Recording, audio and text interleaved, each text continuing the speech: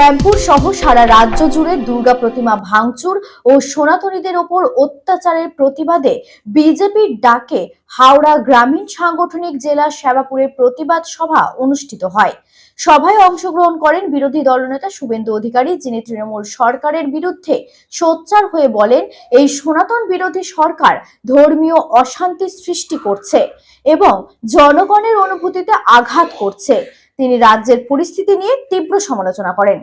দেখলেন উপনির্বাচন 6টি কেন্দ্রে, তার সামগ্রিক ছবিটা কি দেখলেন? নৈহাটি থেকে মাদারিহাট ফাইনালি পাইনি, তবে পুলিশ ভার্সেস ভারতীয় জনতা পার্টি হয়েছে।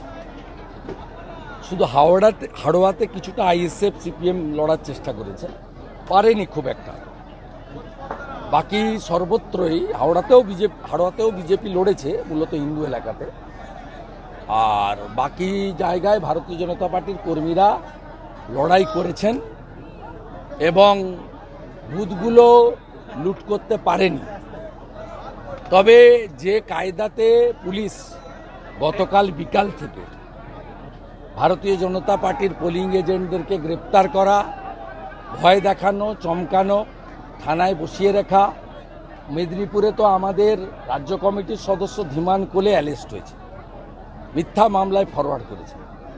25 জনের বেশি পোলিং এজেন্টকে গ্রেপ্তার করেছে। ওখানে ধৃতিমান বলে একটা ভাইপোর চাকর আছে, ওই করেছে। আর রুদ্রাংশু বেরা দাঁতনের নেতাকে রিমান্ডে নিয়ে চেয়েছে 5 দিনের জন্য, ও স্ত্রী হাইকোর্টে রিটও করেছে। ঠিক একইভাবে একজন আদিবাসী প্রার্থী রাহুল লোহার, তার গাড়ি ভাঙা হয়েছে, তার সঙ্গে থাকা লোকেদের উপর আক্রমণ করা হয়েছে এবং কিভাবে সন্ত্রস্ত করা হয়েছে তারপরেও আমরা রিপোর্ট নিচ্ছি। গত 4টি উপনির্বাচনে তৃণমূল যে ব্যাপকভাবে হিন্দু ভোটারদের আটকে ছিল, এবারে আংশিকভাবে হয়তো সফল হয়েছে, কিন্তু ওই একই কায়দায় রানাঘাট, বাগদা, রায়গঞ্জের মতো সম্পূর্ণ হিন্দু ভোটকে আটকাতে পারেনি। হিন্দুরা প্রায় 70% বেরিয়ে ভোট করার চেষ্টা করেছেন এবং ইলেকশন কমিশন, অবজারভার এবং এখানকার সিও মমতার ক্যাডার আরিজ আফতার, এদের ভূমিকা অত্যন্ত জঘন্য ছিল।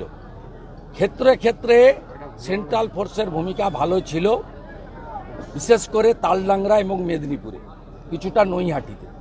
কিন্তু সেন্ট্রাল ফোর্সের ভূমিকা আমরা দেখতে পাইনি সিতাইতে, হাড়োয়াতে, মাদারিহাটে। তাই সামগ্রিকভাবে এই জানকারিগুলো, ইনফরমেশনগুলো আমি আপনাদের দিচ্ছি, কিন্তু আসল নির্বাচনটা 26-এ হবে এবং 26-এর নির্বাচনে আমাদের রাষ্ট্রবাদী এবং সনাতনীদের কাছে গণতন্ত্রের ডু অর ডাই, আমরা সেটা করে দেখাবো। মানুষ জোট বাঁধছেন। ডব্লিউবিটিসি যে কর্মচারী রয়েছে তাদের 10% বেতন কম পেয়েছে, অনেকদিন আগে করেছে, 1 মাস আগে করেছে। ভিখারি সরকার এটা করবে? আপনার ট্যাবের টাকা চলে যাচ্ছে বিহারে, বাংলাদেশে। সিসিটিভির দাম 3.5 লক্ষ টাকা। সবাই বলতো কয়লা বালি পাথর টাথর খায়, এখন ট্যাব খাচ্ছে, সিসিটিভি খাচ্ছে।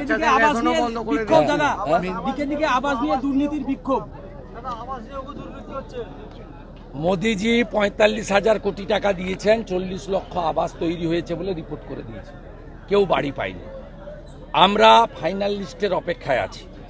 ফাইনাল লিস্ট প্রকাশ হলে চোরেদের নাম থাকলে পাকা বাড়ি সহ আমরা ব্যবস্থা নেওয়ার জন্য যা করার করব।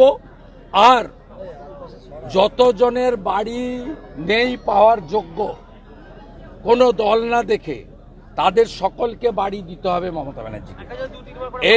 এই দাবিতে ভারতীয় জনতা পার্টির পক্ষ থেকে চূড়ান্ত তালিকা প্রকাশের পরে আমরা গ্রাম পঞ্চায়েত থেকে নবান্ন পর্যন্ত ব্যাপক আন্দোলনের রূপরেখা তৈরি করছি। মেদিনীপুরে আপনি যে অভিযোগ করেছেন বাড়ি ঘিরে রাখার বা গৃহবন্দী করে রাখার, কমিশন জানাচ্ছে সেক্টর অফিসার গিয়েছিলেন, কিউআরটি গেছিল।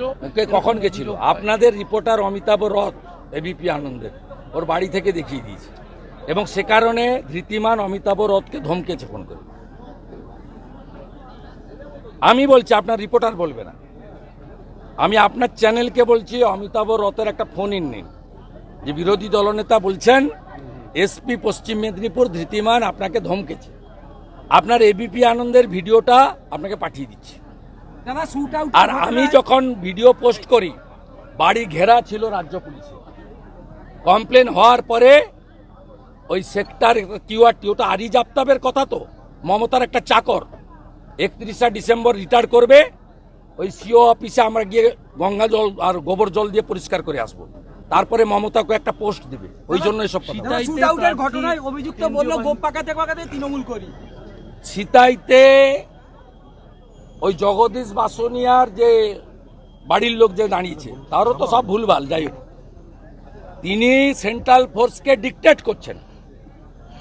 আমি সেন্ট্রাল ফোর্সের যারা বিএসএফ, সিআরপিএফ, সিআইএসএফ ছিল, তাদেরকে আমি এক্স স্যান্ডেলে দিয়েছি যে আপনারা কেন এর বিরুদ্ধে অ্যাকশন নেবেন না।